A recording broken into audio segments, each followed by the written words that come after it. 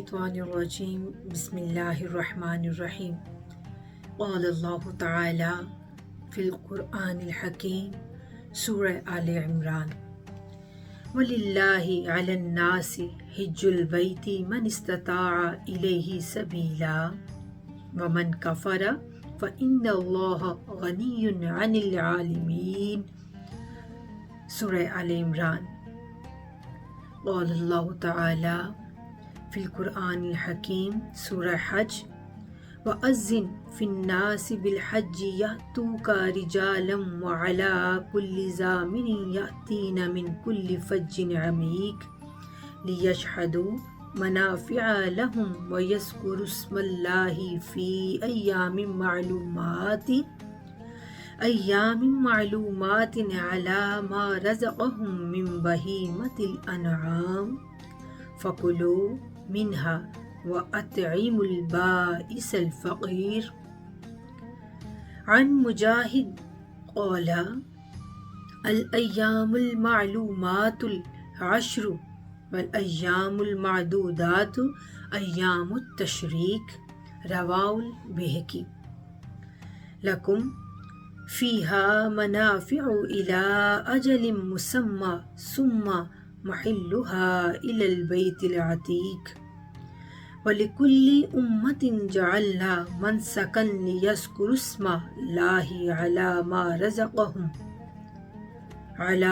रज़क़हुम मिन बहीमतिल अनआम फ़इलाहुकुम इलाहुन वाहिदुन फ़लहु अस्लिमू वबश्शिरिल मुख़बितीन। सूरह हज। आयात कुरआनिया। और अल्लाह के लिए लोगों पर इस घर का हज फ़र्ज़ है जो भी इस तक पहुँचने की इस्तात रखता हो, और जो इसका मुनकिर हो तो बेशक अल्लाह सब जहानों से बेनियाज है। सुभान अल्लाह। और तुम लोगों में हज का बुलंद आवाज़ से ऐलान करो, वो तुम्हारे पास पैदल और तमाम दुबले ऊँटों पर सवार हाजिर हो जाएंगे जो दूर दराज के रास्तों से आते हैं, ताकि वो अपने फ़वाइद भी पाएं और कुर्बानी के मुकर्ररा दिनों के अंदर अल्लाह ने जो मवेशी जो पाए इनको बख्शे हैं, इन पर ज़िबा के वक्त अल्लाह के नाम का जिक्र भी करें। बस तुम इसमें से खुद भी खाओ और खस्ता हाल मोहताजों को भी खिलाओ। हज़रत मुजाहिद बयान करते हैं कि अय्यामिन मालूमात से मुराद ज़िलहज्जा के 10 दिन हैं, जबकि अय्यामिन मादूदात से मुराद अय्याम तशरीक हैं। इसे इमाम बैहक़ी ने रवायत किया है। और फिर सूरह हज का ही तर्जुमा है। सूरह हज की आया करीमा का तर्जुमा है कि तुम्हारे लिए इन कुर्बानी के जानवरों में मुकर्ररा मुद्दत तक के फ़वाइद हैं। फिर इन्हें कदीम घर खाना काबा की तरफ ज़िबा के लिए पहुँचना है, और हमने हर उम्मत के लिए एक कुर्बानी मुकर्रर कर दी है, ताकि वो इन मवेशी चौपाइयों पर जो अल्लाह ने इन्हें इनायत फरमाए हैं ज़िबा के वक्त अल्लाह का नाम लें। सो तुम्हारा मबूद एक ही मबूद है, बस तुम इसी के फरमाबरदार बन जाओ, और ए हबीब आजिज़ी करने वालों को खुशखबरी सुना दे। सुभान अल्लाह। सूरह हज का ही आया करीमा का तर्जुमा है। और कुर्बानी के बड़े जानवरों यानी ऊँट और गाय वगैरह को हमने तुम्हारे लिए अल्लाह की निशानियों में से बना दिया है। इनमें तुम्हारे लिए भलाई है, बस तुम इन्हें कितार में खड़ा करके नेज़ा मार कर नहर के वक्त इन पर अल्लाह का नाम लो। फिर जब वो अपने पहलू के बर गिर जाएं तो तुम खुद भी इसमें से खाओ, और कनात से बैठे रहने वालों को और सवाल करने वालों को मोहताजों को भी खिलाओ। इस तरह हमने इन्हें तुम्हारे ताबे कर दिया है ताकि तुम शुक्र बजा लाओ। हरगिज़ ना तो अल्लाह को इनकी कुर्बानियों का गोश्त पहुँचता है और ना इनका खून, मगर इसे तुम्हारी तरफ से तकवा पहुँचता है। इसी तरह अल्लाह ने इन्हें तुम्हारे ताबे कर दिया है ताकि तुम वक्ते ज़िबा अल्लाह की तकबीर कहो, जैसे इसने तुम्हें हिदायत अता फरमाई है, और आप नेकी करने वालों को खुशखबरी सुना दे। फिर इस सुबह की कसम जिससे जुल्मत शब छट गई, और 10 मुबारक रातों की कसम, और जुफ्त की कसम और ताक की कसम। حضرت جابر رضی اللہ تعالیٰ عنہ کہتے ہیں کہ رسول اللہ صلی اللہ علیہ وآلہ وسلم نے فرمایا، اس صبح کی قسم جس سے ظلمت شب چھٹ گئی، اور 10 مبارک راتوں کی قسم سے مراد ذی الحجہ کے 10 دن ہیں، اور تاک کی قسم یوم عرفہ ہے، اور جفت کی قسم سے مراد قربانی کا دن ہے۔ اسے امام نسائی نے روایت کیا ہے۔ احادیث مبارکہ کی طرف بڑھتے ہیں۔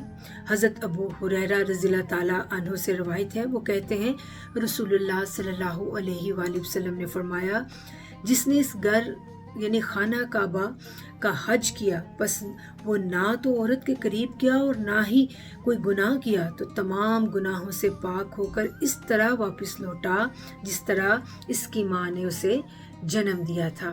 سبحان اللہ۔ یہ حدیث متفق علیہ ہے۔ حضرت ابو ہریرہ ہی سے روایت ہے کہ رسول اللہ صلی اللہ علیہ وآلہ وسلم نے فرمایا، ایک عمرہ سے دوسرے عمرہ تک کا درمیانی عرصہ گناہوں کا کفارہ ہے، اور حج مبرور یعنی مقبول کا بدلہ جنت ہے۔ یہ حدیث متفق علیہ ہے۔ حضرت ابو سعید خدری رضی اللہ تعالیٰ عنہ بیان کرتے ہیں، رسول اللہ صلی اللہ علیہ وآلہ وسلم نے حجۃ الوداع کے موقع پر ارشاد فرمایا، خبردار، تمام دنوں میں سب سے زیادہ حرمت والا دن یہ ہے، تمام مہینوں میں سب سے زیادہ ذی شرف مہینہ یہ ہے، اور تمام شہروں میں سے زیادہ افضل شہر یہ ہے۔ خبردار، تمہارے مال اور تمہاری جان ایک دوسرے کے لیے اسی طرح حرمت والے ہیں جیسا کہ یہ شہر، یہ مہینہ اور یہ دن حرمت والا ہے۔ کیا میں تمہیں پیغام ربانی نہیں پہنچا دیا؟ صحابہ کرام رضوان اللہ علیہ مجمعین نے عرض کیا، جی ہاں۔ آپ صلی اللہ علیہ وآلہ وسلم نے فرمایا، اے اللہ تو بھی گواہ ہو جا۔ اسے امام احمد اور ابن ماجہ نے روایت کیا ہے۔ سبحان اللہ۔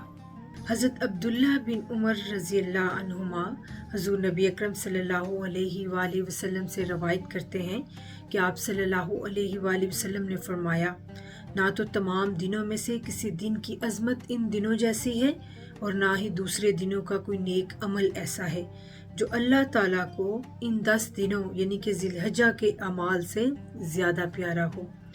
لہٰذا تم ان دنوں میں لا الہ الا اللہ، اللہ اکبر اور الحمدللہ کی کثرت کیا کرو۔ اسے امام احمد، ابو عوانہ اور عبد بن حمید نے روایت کیا ہے۔ سبحان اللہ۔ اللہ تبارک و تعالیٰ ہمیں توفیق خاص عطا فرمائے۔ حضرت عبداللہ بن عباس رضی اللہ عنہما سے روایت ہے کہ رسول اللہ صلی اللہ علیہ وآلہ وسلم نے فرمایا، دوسرے دنوں کا کوئی نیک عمل ایسا نہیں جو اللہ تعالیٰ کو ان 10 ایام یعنی ذی الحجہ کے اعمال سے زیادہ محبوب ہو۔ لوگ عرض گزار ہوئے، یا رسول اللہ، کیا اللہ کی راہ میں جہاد کرنا بھی؟ فرمایا، اللہ کی راہ میں جہاد کرنا بھی ما سوا اس شخص کے جو اپنی جان اور اپنے مال سے نکلا اور کچھ بھی لے کر واپس نہ لوٹا۔ اسے امام احمد، ابو داؤد اور ابن ماجہ نے روایت کیا ہے۔ حضرت جابر رضی اللہ تعالیٰ عنہ روایت کرتے ہیں کہ رسول اللہ صلی اللہ علیہ وآلہ وسلم نے فرمایا، اللہ تعالیٰ کے نزدیک ذی الحجہ کے 10 دنوں سے بڑھ کر کوئی دن فضیلت والے نہیں ہیں۔ سبحان اللہ۔ ایک شخص نے عرض کیا، یا رسول اللہ، وہ دن افضل ہیں یا ان دنوں میں اللہ کی راہ میں جہاد کی تیاری افضل ہے؟ آپ صلی اللہ علیہ وآلہ وسلم نے فرمایا، عشرہ ذی الحجہ کے دن اللہ کی راہ میں جہاد کی تیاری کے دنوں سے بھی زیادہ افضل ہے۔ سبحان اللہ۔ اسے امام ابن حبان اور ابو یعلا نے روایت کیا ہے۔ حضرت جابر بن عبداللہ رضی اللہ عنہما حضور نبی اکرم صلی اللہ علیہ وآلہ وسلم سے روایت کرتے ہیں، اللہ تعالیٰ کے نزدیک ذی الحجہ کے 10 دنوں سے بڑھ کر کوئی دن بھی فضیلت والے نہیں ہیں۔ صحابہ کرام رضوان اللہ علیہم اجمعین نے عرض کیا، یا رسول اللہ، اللہ تعالیٰ کی راہ میں گزرنے والے دن بھی ان کی مثل نہیں ہیں؟ آپ نے فرمایا، نہیں، ہاں، اگر کوئی اللہ تعالیٰ کی راہ میں اپنے آپ کو خاک آلود کر لے، یہ جہاد کی طرف اشارہ ہے کہ وہ ان ایام کے برابر اجر پا سکتا ہے۔ اسے امام ابو عوانہ اور طحاوی نے روایت کیا ہے۔ حضرت ابو ہریرہ رضی اللہ تعالیٰ عنہ سے مروی ہے کہ حضور نبی اکرم صلی اللہ علیہ وآلہ وسلم نے فرمایا، جن دنوں میں اللہ رب العزت کی عبادت کی جاتی ہے، ان میں سے کوئی دن عشرہ ذی الحجہ سے زیادہ اللہ تعالیٰ کے ہاں پسندیدہ نہیں۔ ان میں سے ہر دن کا روزہ سال کے روزوں اور ہر رات کا قیام لیلۃ القدر کے قیام کے برابر ہوتا ہے۔ سبحان اللہ، سبحان اللہ۔ اسے امام ترمذی اور ابن ماجہ نے روایت کیا ہے۔ حضرت ابو سعید الخدری رضی اللہ تعالیٰ عنہ سے روایت ہے کہ رسول اللہ صلی اللہ علیہ وآلہ وسلم نے فرمایا، تمام مہینوں کا سردار رمضان کا مہینہ ہے اور مہینوں میں سب سے زیادہ حرمت والا ذی الحجہ کا مہینہ ہے۔ اسے امام بہقی نے روایت کیا ہے۔ امام حسمی نے کہا ہے کہ اسے امام بزار نے روایت کیا ہے۔ ائمہ سلف صالحین کے ارشادات و معمولات۔ حضرت عمر رضی اللہ تعالیٰ عنہ ایک مرتبہ مکہ مکرمہ کے راستے میں یہ کہتے ہوئے جا رہے تھے، تم بکھرے بالوں والے ہوگے، تم غبار آلود ہوگے، خوشبو نہ لگانے کے باعث تم بدبودار ہوگے اور تم دھوپ برداشت کرو گے۔ ان تمام اعمال سے تمہاری غرض دنیا حاصل کرنا نہیں ہے، ہم اس سفر سے زیادہ خیر والا سفر نہیں جانتے۔ اسے علامہ ابن رجب الحنبلی نے بیان کیا ہے۔ حضرت عبداللہ بن عمر رضی اللہ عنہما نے ایک آدمی سے کہا، حاجیوں کی کتنی کثرت ہے؟ ابن عمر رضی اللہ عنہما نے جواباً ارشاد فرمایا، حقیقی حاجی کتنے تھوڑے ہیں۔ پھر انہوں نے ایک آدمی کو دیکھا جو ایک اونٹ پر سوار تھا اور اس کا پالان بوسیدہ ہو چکا تھا، اس کی لگام ایک رسی تھی، تو فرمایا، شاید یہی حقیقی حاجی اللہ کے ہاں مقبول ہو۔ حضرت شریف فرماتے ہیں، حقیقی حاجی تو تھوڑے ہیں لیکن سوار بہت زیادہ ہیں۔ بہت کم لوگ اعمال صالح انجام دیتے ہیں، مگر جو لوگ محض رضائے الہی کے لیے عمل کرتے ہیں ان کی تعداد سب سے کم ہے۔ اسے علامہ ابن رجب الحنبلی نے بیان کیا ہے۔ حضرت عمر بن عبدالعزیز رضی اللہ عنہ جب کسی شخص کو ادائیگی حج کی غرض سے مکہ مکرمہ اور مدینہ منورہ جاتے ہوئے دیکھتے تو اس سے کہتے، میری جانب سے رسول اللہ صلی اللہ علیہ وآلہ وسلم کی خدمت میں سلام عرض کرنا۔ روایت میں یہ بھی ہے کہ وہ بطور خاص ایک قاصد کو ملک شام سے مدینہ منورہ روانہ فرمایا کرتے تھے۔ اسے علامہ ابن رجب الحنبلی نے بیان کیا ہے۔